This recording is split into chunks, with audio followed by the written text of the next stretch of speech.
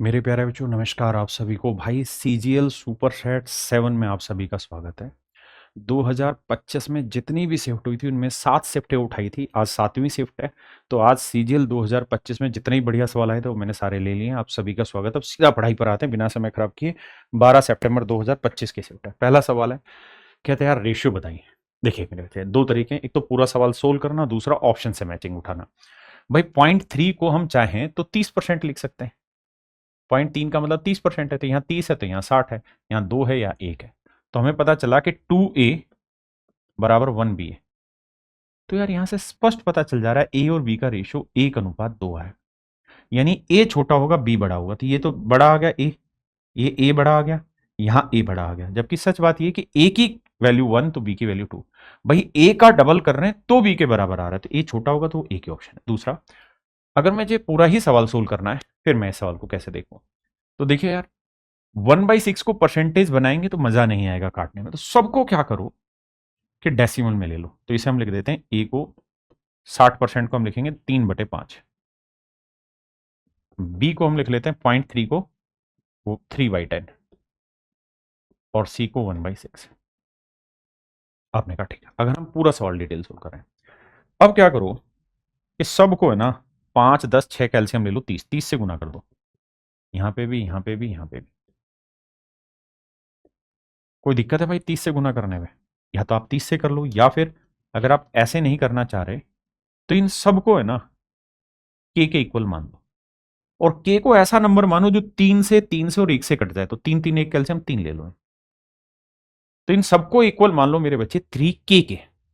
तो अब मुझे बताओ, c into 1/6 equal to 3k है, तो c की वैल्यू क्या आएगी? 18। अगर 3/10 इसके बराबर, तो 3 से 3 कटा तो b की वैल्यू आ गई 10। और ये 3/5 है, तो 3 से 3 कटा तो a की वैल्यू आ गई 5। तो रेशियो आ जाएगा 5:10:18। मतलब मेरे बच्चे ऑप्शन ए। आइए भाई, कहता है यार एक कार है ना 1 मिनट में 0.875 किलोमीटर चलती है। तो कहता है 1 घंटे 45 मिनट में कितनी दूरी चलेगी। 1 घंटे में 60 मिनट होती है, 45 मिनट अलग से, तो 60 और 45 105। तो 105 मिनट में कितनी दूरी चलेगी हमारा। हमें दूरी निकालनी है। दूरी निकालने का सबसे आसान तरीका यहां सवाल में ये होना चाहिए कि भाई गुना करेंगे तो आखिरी डिजिट 5 आएगा। और सवाल के आखिरी में 3 अंकों पे डेसिमल है, तो 3 पे डेसिमल और 5 एक में ही है, तो यही मेरा आंसर है। दूसरा तरीका ये है कि मैं इसका डिजिटल सम ले सकता हूं, उस तरीके से भी उठा सकता था। आइए भाई, देखिए दोस्त, इसका हर का परिमेयकरण करेंगे तो ऊपर आ जाएगा 7 जमा ना 7 माइनस √2। और नीचे क्या आएगा, 7 का वर्ग 49, √2 का 2, 49 में 2 गया, मतलब 49 माइनस 2 ही लिख देते हैं, 49 में 2 गया 47। भाई मैंने 7 माइनस √2 से ऊपर, 7 माइनस √2 से नीचे किया। आपने कहा बिल्कुल ठीक है। ऐसे ही इसकी भी कहानी लेके जाएंगे तो ये यही आएगा 7 प्लस √2/47। एलसीएम सीम आ गया, तो भाई √2 से √2 कटा, 7 और 7 14/47 आ गया। और यहां माइनस में 14/47 दे रखा है, तो दोनों कट जाएंगे तो आंसर आ जाएगा 0।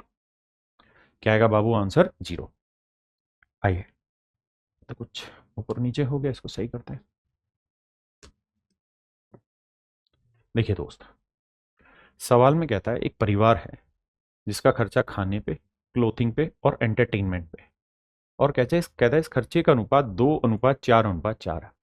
इस 2:4:4 को भी सेटल करें तो 1:1:2:2 आ जाएगा, यानी 1:2:2 आ जाएगा क्लोथिंग और एंटरटेनमेंट। अब कह रहा है इसकी जो कॉस्ट है ये 10% घट गई, इसकी जो कॉस्ट है वो मेरे भाई 5% बढ़ गई, और एंटरटेनमेंट की कॉस्ट 15% घट गई। तो सवाल में कह रहा है यार ये बताओ फिर फाइनल में क्या रिजल्ट आया। फाइनल में कुछ बड़ा घटा कि उतना ही रहा, क्या रहा? तो आप कहेंगे देखिए सर, भाई 1 को 10 से गुना करेंगे -10 की कमी, 2 को 5 से बढ़ाएंगे +10 की वृद्धि, 2 को 15 से घटाएंगे -30 की कमी। तो यानी कुल मिला के 30 की कमी, लेकिन कितनों पे? 2 और 2 4 और 1 5 पे। तो यानी ओवरऑल हम कह सकते हैं 6% की कमी, यानी ऑप्शन सी। कह रहा है ए और बी दो पार्टनर है, पैसा लगाया इतना इतना, इतने इतने महीने के लिए लगाया। कहता है बी का प्रॉफिट में हिस्सा इतना है, तो ए कुल लाभ बताइए क्या होगा। तो देखो दोस्त, सबसे पहला काम ये हो कि रेशियो लें, 4 0 से 4 0 कट गया, 4 चौक 16, 4 3 12। यानी हम यहां से ये बात कह सकते हैं कि सर ए ने जो पैसा लगाया वो 3 रुपए, तो बी ने जो पैसा लगाया वो 4 रुपए। इसने पैसा 10 महीने के लिए लगाया, जबकि इसने जो पैसा लगाया वो 7 महीने के लिए। तो यानी इनके प्रॉफिट का रेशियो ए का 15 है तो बी का 14 है। तो टोटल प्रॉफिट जो होगा वो 29 यूनिट हो, और हमसे टोटल प्रॉफिट ही पूछा है। लेकिन दिक्कत ये है कि 29 का मल्टीपल ढूंढना ना अपने आप में बहुत बड़ा काम है। 29 का मल्टीपल ढूंढना बड़ा काम है, मजेदार चीज नहीं है 29 का मल्टीपल ढूंढना। फिर भी अगर मैं जाऊं तो मैं ये जानता हूं कि 29 से ये भाग नहीं जा रहा, 34 29 से भाग नहीं जाएगा, 105 29 से भाग नहीं जाएगा। तो बचा ए ऑप्शन, वही मेरा आंसर होगा। लेकिन ये मेरी तुक्केबाजी है ना।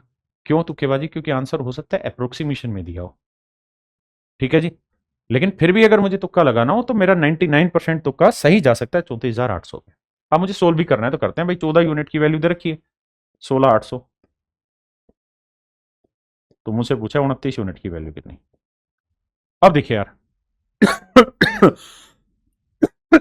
माफी चाहता हूं, कट तो रही है। सवाल के आखिर में 2 जीरो आएंगे। 9 8 है 72, 2 आए। अब खुद सोचिए 4 को किससे गुना करें कि इकाई का अंक 2 आए, तो आप कहेंगे 8 से। भाई 4 8 32 होता है, तो 8 एक ही ऑप्शन में रखा है 0 पर, तो यही आंसर।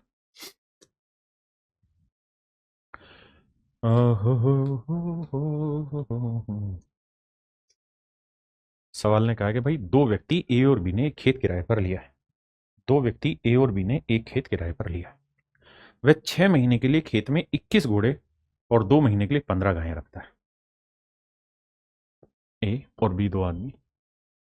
तो कहता है ए जो है वो 21 घोड़े रखता है और 6 महीने के लिए, और 2 गायें रखता है, नहीं 2 महीने के लिए 15 गायें रखता है। 15 काऊ 2 महीने के लिए रखता है।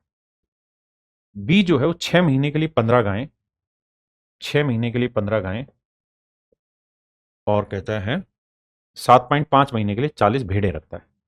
7.5 महीने के लिए 40 भेड़। भेड़ को मैं सिप से दिखा रहा हूं। 40 भेड़े रखता है। यदि 3 घोड़े 5 गायों के बराबर भोजन खाते हैं और 6 गायें 10 भेड़ों के बराबर खाना खाती है, तो एक एक किराए का हिस्सा कितना है? देखिए यार, यहां समझिए। कहता है 3 घोड़े 5 गायों के बराबर खाना खाते हैं और 6 गायें 10 भेड़ों के बराबर खाना खाती। आपने कहा ठीक है यार, आगे बढ़ते हैं। देखिए यार, इस सवाल में एफिशिएंसी निकालनी बहुत जरूरी है। बिना एफिशिएंसी के सवाल नहीं निकलेगा। तो क्या किया जाए? अब अगर यहां से मैं घोड़े और गाय का रेशियो लेके चलूं तो 5/3 आया, और यहां गाय और भेड़ों का रेशियो लेके चलूं तो भाई 2 तिया 6, 2 5 10, तो वो आया 5/3। आपने कहा ठीक है। अब मुझे बस ये देखना है कि यहां पे भी गाय वही है और यहां पे भी गाय वही है, तो एफिशिएंसी इक्वल करनी होगी। तो 3 और 5 कैल्शियम 15, तो इसे 5 से गुना कर दो, इसे 3 से, तो इधर भी 3 से करो और इधर 5 से। तो अब हम ये कह सकते हैं कि घोड़े की एफिशिएंसी 25 है, तो गाय की जो एफिशिएंसी वो 15 है, और भेड़ की एफिशिएंसी 9 है। अब यहां से हमें क्या करना है मेरे भाई? अब इन सब चीजों को हटा देता हूं। अब एफिशिएंसी आपको निकालनी थी, अब हमें इनकी वैल्यू रखनी कैसे? जैसे यहां घोड़े की एफिशिएंसी 25 है, तो ये आया 21 गुना 25 गुना 6। ठीक है जी, जमा 15। गाय की एफिशिएंसी 15 ही है, 15 गुना 2। थोड़ा सा लेंदी जरूर जाएगा, मतलब कैलकुलेशन थोड़ी लेंदी हो जाएगी, और कुछ नहीं। हम चाहें तो इन्हें सोल्व भी कर सकते हैं कि भाई गुना करते रहें, पर मेरी इच्छा है कि कुछ कॉमन आ जाए तो काटते चले जाएंगे, वो ज्यादा आसान होगा। यहां 7.5 गुना 40 और गुना एस है, एस की वैल्यू 9 है। अब जीरो से चाहे तो ये डेसिमल हटा दें, है ना, तो इसको हटा ही लेते हैं। यहाँ ये जीरो हटाया तो ये डेसिमल हटा दिया हमने, यानी 75 गुना 4 कर दिया, और एस की वैल्यू 9 हो गई, जमा 6 गुना 15 गुना सी, सी की वैल्यू 25 है। बस मेरे बच्चे, अब काट पीट के हमें इनका रेशियो निकाल देना है, और भाई यहाँ सी की वैल्यू 15 थी। अब काटते हैं, चलिए देखिए। अगर देखिए तो 25 लगभग हर जगह आ रहा है। कैसे?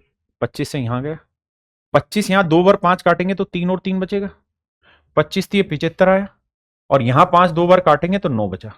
आपने कहा ठीक है। अब पूरे में से ध्यान से देखें तो 9 को मना रहा है। कैसे? यहां 3 गया तो 7 बचा, यहां 3 से गया तो 2 बचा, यहां 3 गुना 3 चला गया, यहां 9 चला गया, और यहां 9 चला गया। बिल्कुल ठीक है। अब क्या है जी, 2 हर जगह है, बिल्कुल है, तो 2 यहां पे भी है, 2 एकम 2 यहां पे भी गया, और 2 दूनी 4 यहां पे भी, और 2 तिया 6।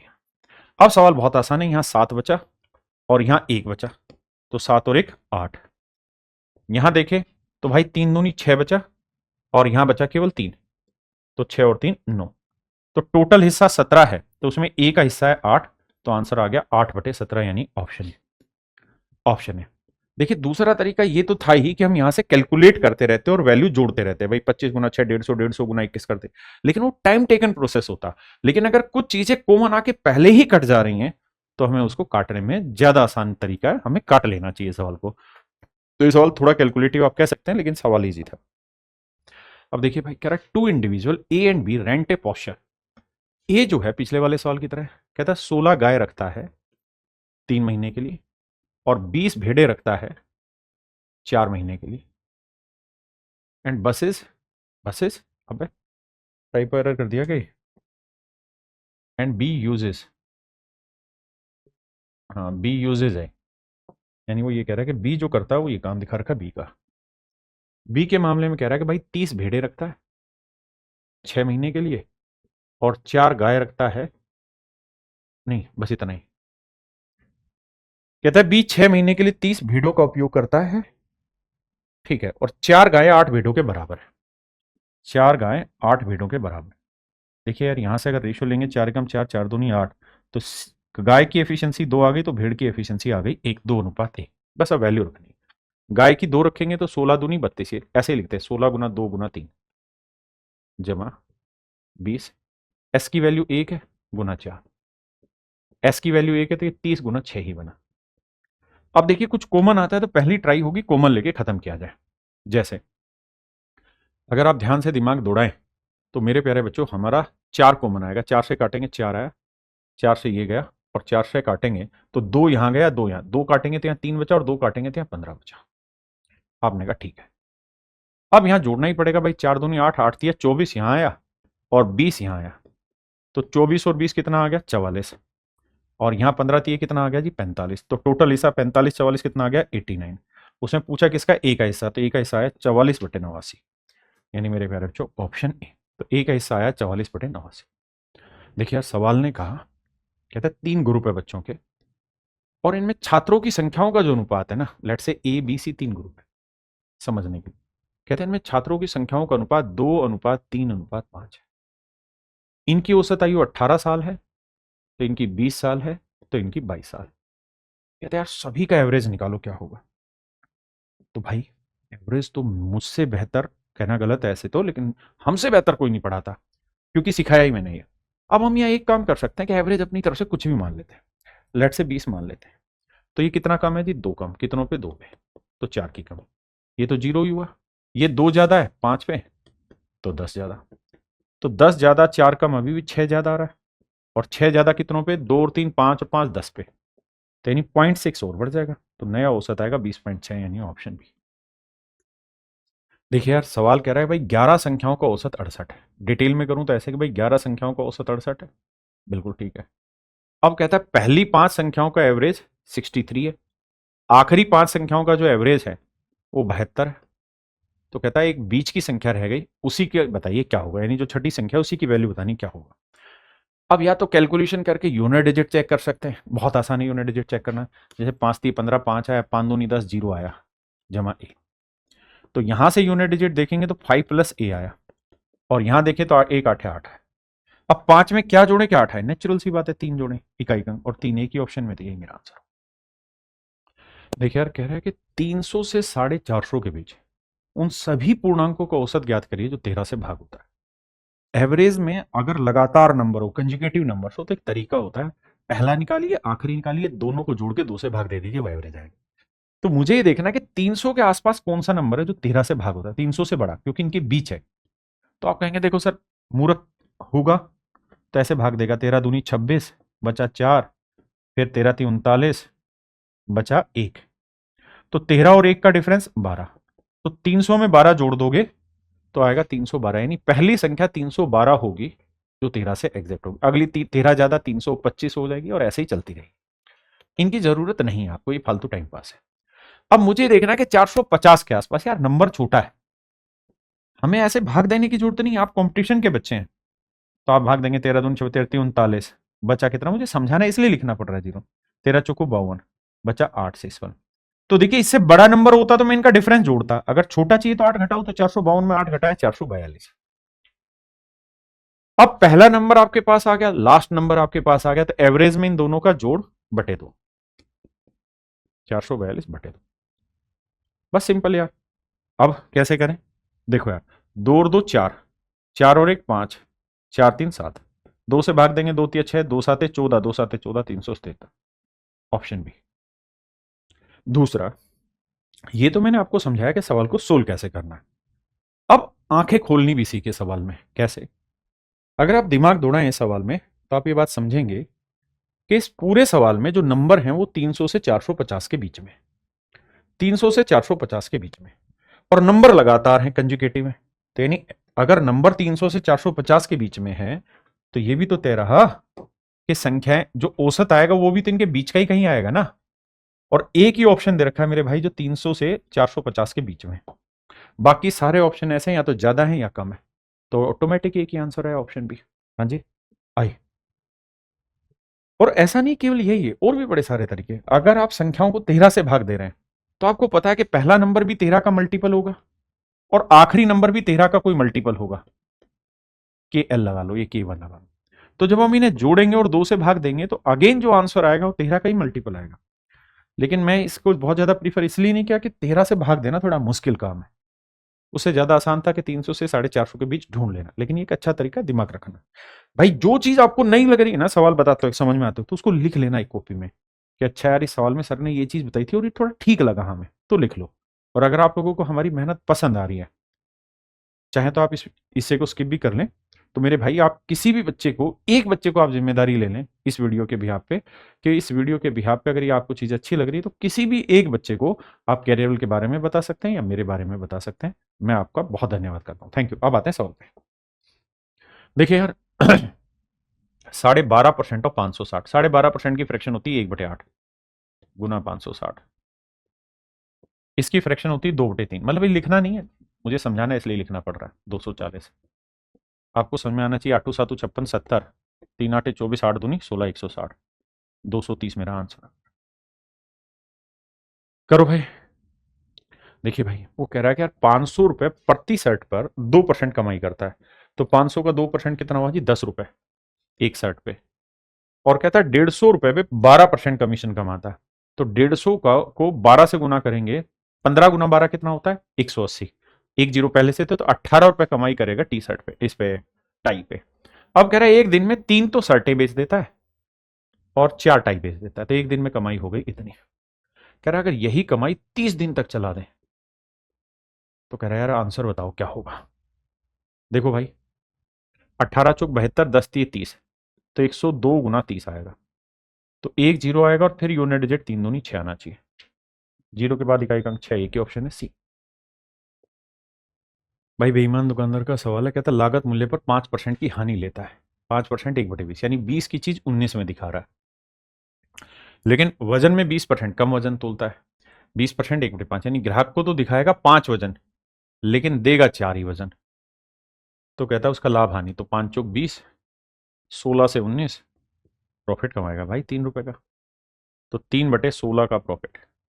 अब 1/16 क्या होता है जी, 6 से ही 1/4, तो 3/16 क्या हो जाएगा, 1/16 होता है 6 से ही 1/4%, तो 3/16 हो जाएगा 18 से ही 3/4 यानी 18.75, ऑप्शन डी। कहते हैं यार 2200 रुपए में बेची गई कोई वस्तु है, अगर हम किसी आर्टिकल को 2200 रुपए में बेचते हैं तो जो हमें प्रॉफिट होता है वही उसे 1800 रुपए में बेचने पे लॉस होता है। यानी सीपी यहां कहीं बीच में होगा। अगर लॉस 1 रुपए का है तो कहता है प्रॉफिट भी यहां 1 रुपए का ही है। अब क्या करो, 1800 और 2200 का डिफरेंस ले लो, 400 आया, 400 को एक एक में बांटेंगे तो ये 200 आया, ये भी 200 आया, तो 1800 में 200 जोड़ा 2000, यानी चीज खरीदी होगी 2000। अब 2000 की चीज अगर वो 2050 में बेचेगा तो कितने का प्रॉफिट कमाएगा, 50 रुपए का। भाई 2000 की चीज 2050 में बेच रहा है तो 50 का प्रॉफिट। अब 50 का प्रॉफिट 2000 पे, तो 100 पे कितना, 3 जीरो से 3 जीरो, तो आंसर आ जाएगा 2.5 के आसपास, सॉरी ऑप्शन सी।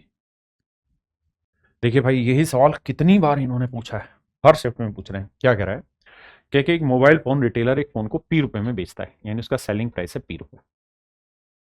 और पी रुपए में बेच के उसे 20% का प्रॉफिट होता है। तो 20% की फ्रैक्शन आप क्या कहेंगे, 1/5, यानी 5 की चीज 6 में बेची।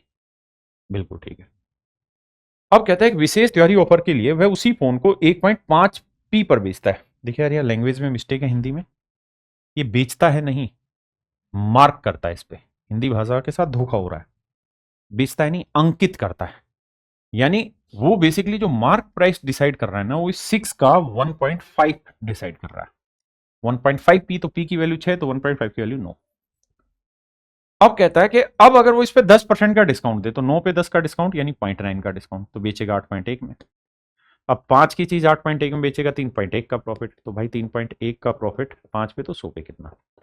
तो आप कह देंगे सर 31 का मल्टीपल आएगा, और 31 का मल्टीपल एक ही ऑप्शन है, सी। कहता है यार एक दुकानदार ने 25% ज्यादा कीमत लिखी, यानी 25% 1/4, 4 में खरीदी तो 5 लिख दिया। फिर उस पर 10% का डिस्काउंट दे दिया। 10% का मतलब 10 की चीज 9 में दे दी। तो कहता है बताओ क्या हुआ? तो भैया देखो, 5 दूनी 10, तो 8 से कोई चीज 9 में बेची, तो 1 का प्रॉफिट 8 पे, और 8 पे 1 का प्रॉफिट क्या कहलाता है? 12.5%। 12.5% की फ्रैक्शन होती है भाई 1/8। सिंपल। आइए दोस्त, कहता है यार एक दुकानदार अपने माल पर लागत मूल्य से 60% अधिक मूल्य अंकित करता है, फिर 25% का डिस्काउंट देता है, फिर साथ में कैश डिस्काउंट देता है 150 रुपए का, और फिर भी 14% प्रॉफिट कमा लेता है कोस्ट पे। तो आपको बताना है यार, मतलब क्या बताना है, लागत मूल्य क्या है, ये हमारा सवाल है। बड़े ध्यान से मेरी बात को समझिए कि मैं क्या कहना चाह रहा हूं, सवाल में क्या कह रहा है। देखिए यार, मैं ना दो तरीके से सवाल को एक्सप्लेन करूंगा। पहले मैं चाह रहा हूं कि आप सिर्फ इतनी लैंग्वेज पढ़े जो मैंने लिखी है, बस इतनी लाइन, और बाकी ना पढ़े। सिर्फ इतनी लाइन पढ़े, बाकी पढ़े ही ना। तो आप कहेंगे सर इसमें तो कुछ है नहीं। भाई वो ये कह रहा है 60% ज्यादा कीमत लिख दी, तो 60% की fraction 3/5। Understand it by two way, दो तरीके से समझना। मतलब अगर 5 में चीज थी तो 8 रुपए तो आपने मार्क कर दिया, फिर आपने 25% का डिस्काउंट दे दिया, यानी 4 की चीज 3 में दे दी। 25% 1/4, तो 4 दूनी 8। यानी ये सारी सेटिंग होने के बाद इसका मतलब ये था कि अगर आपकी कोस्टिंग 5 यूनिट थी, तो आपने बेच दी 6 में।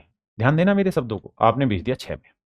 मैंने जितनी अंडरलाइन की थी केवल उसी को समझाया, और इतनी लाइन के आधार पर मैं कह सकता था कि भाई 5 में कोई चीज खरीदी, 6 में बेच दी। अब वो आगे कह रहा है, आगे जो भी कह रहा है उसको थोड़ी देर भूलना, जिसको हाईलाइट करूंगा उस पर देखना।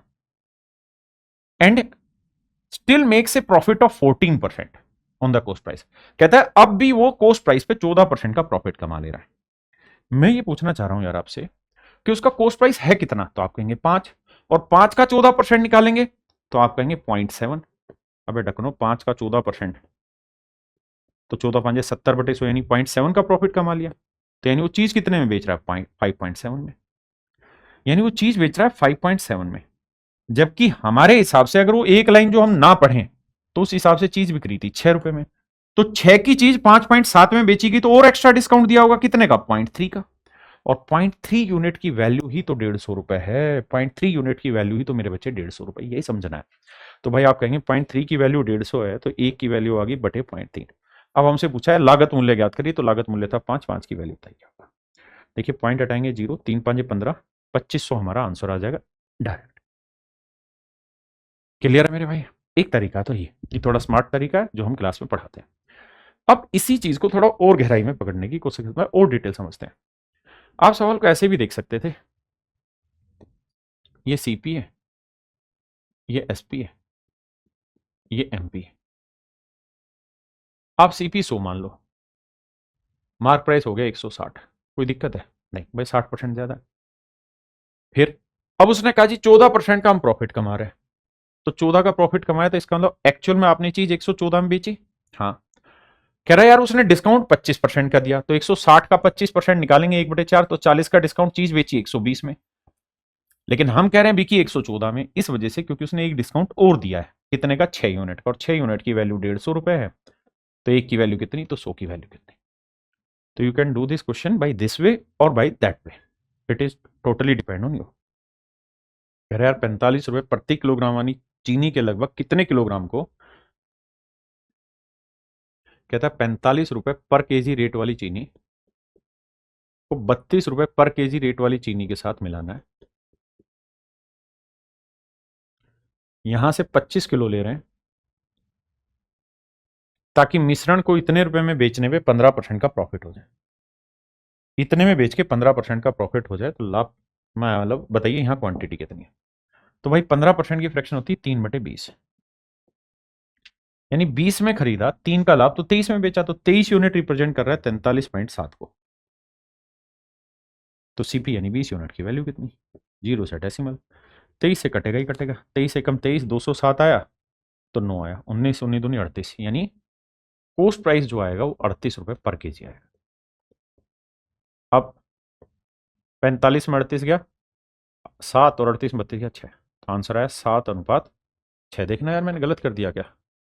अच्छा उसने लगभग बोला था, यानी अप्रोक्सीमेट पूछा है। तो देखो दोस्त, अब तो आपको और मुझको दिक्कतें नहीं होना चाहिए। भाई 7 यूनिट 25 तो 6 यूनिट कितना? तो पहली बात तो ये कि आंसर 25 से थोड़ा छोटा आएगा। ये 25 है इसलिए कट गए, बहुत ही छोटे हैं दोनों इसलिए कट गए। तो आंसर 21, क्योंकि 7 दे रखी और 6 की वैल्यू पूछिए। नहीं तो हम लिखेंगे भाई 7 यूनिट 25, तो 1 यूनिट इतना, तो 6 की वैल्यू कितनी, 25 6 150/7, तो आंसर 21 लिख देंगे यार, 147 बनता है, 21 आते। कहते हैं यार एक लंबवर्तीय शंकु की त्रिज्या इतनी, ऊंचाई इतनी, तो हाइट तिर्यक ऊंचाई बताइए, तो 25 हो जाएगी। क्यों? क्योंकि ट्रिपलेट बनता है। कह रहे यार रेडियस दे रखी है 7, हाइट दे रखी है 24, तो लेटरल हाइट क्या आएगी मेरे भाई 25, ऑप्शन है। कहता है ए ने बी को 2 वर्ष की अवधि के लिए 5,000 रुपए, सी को 4 वर्ष की अवधि के लिए 3,000 रुपए समान साधारण ब्याज दर पर उधार दिए। कहता है दोनों से 2,200 रुपए ब्याज मिले तो रेट ऑफ इंटरेस्ट बताइए। देखो दोस्त, कहता है बी को तो 5,000 रुपए 2 साल के लिए और 3,000 रुपए अगले बंदे को दिए हैं 4 साल के लिए। कह रहा है रेट ऑफ इंटरेस्ट बताइए। या तो रेट मान लीजिए R%, या आंख बंद करके रेट को 1 यूनिट% मान लीजिए। हम रेट को 1% मान लेते हैं कि रेट 1% है। तो भाई 5,000 पे 1%, 1 साल का ब्याज 50, तो 2 साल का ब्याज आ गया 100। 3,000 पे 1% के हिसाब से ब्याज आ गया 30, तो 4 साल का ब्याज आ गया 120। जोड़ेंगे तो ब्याज आ गया 220 यूनिट, जबकि ब्याज दे कितना रखा है 2,200 रुपए। तो 1 यूनिट की वैल्यू आ गई 10, तो रेट भी 10 गुना हो जाएगी, मतलब 10%। कह रहे यार एक त्रिभुजाकार प्रिज्म का आधार क्षेत्रफल 25 है, तो वॉल्यूम का फार्मूला होता है प्रिज्म में बेस एरिया इंटू हाइट, तो बेस एरिया उसने 25 दे दिया। अब कहता है कि अगर हम इसकी हाइट 20% बढ़ा दें तो वो नया वॉल्यूम क्या होगा। ओरिजिनल हाइट 10 है तो 20% बढ़ाएंगे, 2 बढ़ जाएगी तो कितनी हो जाएगी 12, तो यानी 12 हाइट से वॉल्यूम कितना होगा 25 12 300, यानी ऑप्शन सी। आइए भाई, कहते हैं एक वृत्ताकार डिस्क की त्रिज्या 10% कम हो जाती है तो क्षेत्रफल में कितनी कमी होगी। देखिए यार, आपके लिए जो एरिया है वो R² है, तो रेडियस कहता है 10% घट गई, यानी 1/10, मतलब 10 से 9 हो गई, तो एरिया 100 से 9 का वर्ग 81, तो कितने की कमी 19 की, 100 पे 19 की कमी 19%। या हम फार्मूला लगा सकते हैं माइनस वो 10 + 10 -10 गुना 10/100 वाला। थोड़ा छोटा करते हैं भाई, सवाल को समझते हैं। कहता है, और यार आजकल हिंदी इंग्लिश में बड़ा डिफरेंस आ रहा है, तो कोशिश करिए इंग्लिश में पढ़ने की आदत बनाई जाए। A builder has 100 metre of fencing wire, he can use this wire to enclose a circular ground और ए स्क्वायर गार्डन। कहता है 100 मीटर बाड़ है उसके पास, वो इससे एक सर्कल पे भी तारबाड़ी कर सकता है और एक वर्ग पे भी तारबाड़ी कर सकता है, एक गोलाकार बगीचे या एक वर्गाकार बगीचे के घेरने के लिए कर सकता है। If he wants to maximise the enclosed area, कहता है वो चाहता है कि एरिया को मैक्सिमम किया जाए। What is the approximate ratio of the area of the largest possible circular garden to the area of the largest possible square garden using the entire 100 metre wire. तो कहता है 100 मीटर तार से ही वो चाहता है कि बड़े से बड़ा सर्कल बनाया जाए और बड़े से बड़ा वर्ग बनाया जाए, तो उनके क्षेत्रफलों का अनुपात क्या होगा, ये हमसे पूछ रहा है। हमें ये बात पता होनी चाहिए, ये सर्कल है, हाँ जी, और ये स्क्वायर है, और यहां से एक दो चीजें समझानी भी है, वो भी समझाता हूं। ये स्क्वायर है, आपने कहा यार हाँ बिल्कुल ठीक है। अब अब ये देखिए कि इसकी सरकमफ्रेंस अगर आप देखेंगे तो हमने इसका रेशियो पढ़ा था 7 44 154। अगर रेडियस 7 है तो सरकमफ्रेंस 44, तो एरिया 54 154। अब कहानी ये होती है जो हमने पढ़ा है उस हिसाब से कि सरकमफ्रेंस कितनी बढ़ रही है, 44 से 100 हो रही है, तो कितना गुना हुई, तो 100/44 गुना। काटेंगे तो हम कह देंगे यार 25/11 गुना, 25/11 गुना हो गया आपका परिमाप। तो जितना गुना ये हो रहा है परिमाप, उसका वर्गानुपात, यानी 25/11 है तो ये 25 का वर्ग बटे 11 का इतना गुना हो जाएगा इसका एरिया। ये फंडा सीखा है ना, 7, 44 और 154 एरिया पेरीमीटर रेडियस का रेशियो होता है। तो रेडियस या पेरीमीटर जितना गुना बनता है उसका वर्ग में बनता है उसका एरिया। तो इसका मतलब हम ये कह सकते हैं कि सर इसका जो एरिया आएगा ना वो आ जाएगा 154 गुना 625 बटे 121। वहीं अगर हम वर्ग पे आए तो 100 मीटर है तो 25-25 साइड आएगी, तो इसका 625 आ जाएगा, 25 का वर्ग 625। रेशियो निकालेंगे, 625 से 625 चला गया, 11 से काटेंगे 11, 11 से काटेंगे 14 आया। रेशियो निकालेंगे तो 14:11 आया। तो क्षेत्रफल और सबसे बड़े संभावित वर्गाकार बगीचे के क्षेत्रफल का अनुमानित अनुपात। अब मेरे भाई इसमें है क्या कि मेरे टाइपिस्टों की ऑप्शन में मिस्टेक है। यहां है 1.57:1 और यहां है 1.27:1, ये इसका अनुपात है ना, ऑप्शन मिस्टेक रखे। तो ये 11 ही रखते हैं, 14/11 अनुपात 1 भाग देते हैं, 11 एकम 11 बचा कितना जी 3, तो 11 दूनी 22 बचा 8, 11 7 77, तो 1.27:1, यानी मेरे बच्चे ऑप्शन बी। तो इसका जो आंसर हो जाएगा वो हो जाएगा 1.27:1 और ऐसे ही ऑप्शन में दे रखा था, हमारी तरफ से टाइप कर रहे थे। देखिए बाबू सवाल में क्या कह रहा है, पहले सवाल समझ लीजिए। सवाल में ये कह रहा है ये कोई ठोस गोला है, ये ठोस गोला है, ठीक है जी। फिर क्या हुआ, कहता है इस सिलेंडर में कुछ पानी भरा हुआ है। लेट से मेरे बच्चों यहां तक पानी इसमें भरा हुआ, यहां तक इसके अंदर पानी भरा हुआ है, यहां तक इसमें पानी भरा हुआ है। फिर हमने क्या किया है कि इसमें एक अर्धगोला उठाया, क्या उठाया, एक अर्धगोला उठाया, ऐसे एक अर्धगोला उठाया मेरे बच्चे हमने,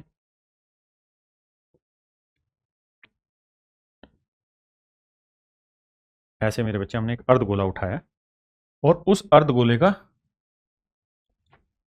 कहानी ये है,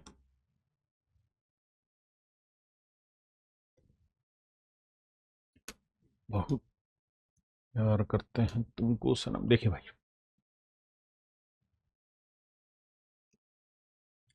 अबे रुक जा चाचा, कहता है इस गोले को हमने उठाया, अर्धगोले को, और हमने यहां डाल दिया। जब हम इसके अंदर डालेंगे तो पानी क्या होगा, डिस्प्लेस होगा, पानी डिस्प्लेस होकर ऊपर की तरफ शिफ्ट हो जाएगा। यानी जो पानी अभी यहां तक था अब वो पानी ऊपर शिफ्ट होगा क्योंकि इसने जगह घेर ली। कितना ऊपर शिफ्ट हो रहा है भाई, तो कह रहा है कि इतना सारा पानी ऊपर शिफ्ट हो गया। और जो पानी ऊपर शिफ्ट हो रहा है इसकी हाइट रखिए 3 सेंटीमीटर, इसकी रेडियस हम मान लेते हैं 8 सेंटीमीटर। तो जो पानी ऊपर शिफ्ट है उसका वॉल्यूम क्या हुआ, बेलन है तो पाई आर स्क्वायर एच, एच की वैल्यू 3। और ये जो पानी शिफ्ट हुआ ये बेसिकली इस अर्धगोले की वजह से तो शिफ्ट हुआ। इस अर्धगोले का वॉल्यूम क्या होगा, 4/3 पाई, 2/3 पाई आर क्यूब। अब गोले की रेडियस उसने इधर रखी 7 सेंटीमीटर अर्धगोले की, तो 7 का क्यूब। देखो यार पाई से पाई निमटा, बिल्कुल ठीक है जी। अब हमको कछु करना है भैया, क्या करना है, तो आर स्क्वायर की जो वैल्यू है ना वो 3 × 3 हो जाएगी 9, तो यह आया 343, ठीक है जी। और 2 से करोगे तो 2 तिया 6, 2 चौक 8, 2 तिया 6, और नीचे आ गया 9। तो इतने के आसपास आया, 9 से इसे काटते भी तो 9 7 63, और बचा कितना मेरे भाई, 9 7 63, 5 बचा, 9 6 54, यानी लगभग 76 के आसपास है। तो ये आया मेरे भाई 8 का वर्ग और 9 के वर्ग के बीच में, यानी मेरा आंसर 8 पॉइंट समथिंग होगा, और वो एक ही ऑप्शन है, दैट इज ऑप्शन सी। देखिए भाई सवाल ये कह रहा है एक सेक्टर है जिसका सेंट्रल एंगल 120 डिग्री है और रेडियस है 7 सेंटीमीटर। कहता है एक दूसरा सेक्टर है, अब उसमें क्या कह रहा है, सेम ही सर्कल का दूसरा सेक्टर है लेकिन उसकी भी जो रेडियस है वो 2 ना उसका जो एंगल है ना, एंगल जो सेंट्रल एंगल वो 2 पाई बाई 3 रेडियन है। तो कह रहा है यार पहले सेक्टर के दूसरे सेक्टर से एरिया का रेशियो बताइए क्या होगा। अब आपको ये समझना होगा कि भाई पहले वाले में कोण है 120 डिग्री का, रेडियस यहां पे भी वही है, और दूसरे वाले में कोण है 2 पाई बाई 3 रेडियन का, रेडियस इसमें भी वही है। क्यों, क्योंकि एक ही सर्कल की बात हो रही है। तो मैं इसको या तो डिग्री में बना लूँ या इसे रेडियन में, तो मैं इसे डिग्री बनाता हूँ। तो 2/3 पाई को अगर डिग्री में बनाना है तो एक रेडियन जो होता है 180/पाई डिग्री होता है। पाई से पाई काटा, 3 6 18, 6 दूनी 12। अरे इसका मतलब तो ये 120 डिग्री बना। तो अगर यहाँ वाला एंगल भी वही है, यहाँ वाला एंगल भी वही है, यहाँ की रेडियस भी वही है, यहाँ की रेडियस भी वही है, तो इसका मतलब दोनों सेक्टर एक जैसे ही तो हो गए, तो दोनों के एरिया भी तो एक जैसे ही होंगे। इसका मतलब मेरे बच्चे ऑप्शन सी मेरा राइट आंसर। तो चलिए मेरे प्यारे बच्चों, आज के लिए इतना ही रखते हैं। नमस्कार, धन्यवाद, थैंक यू।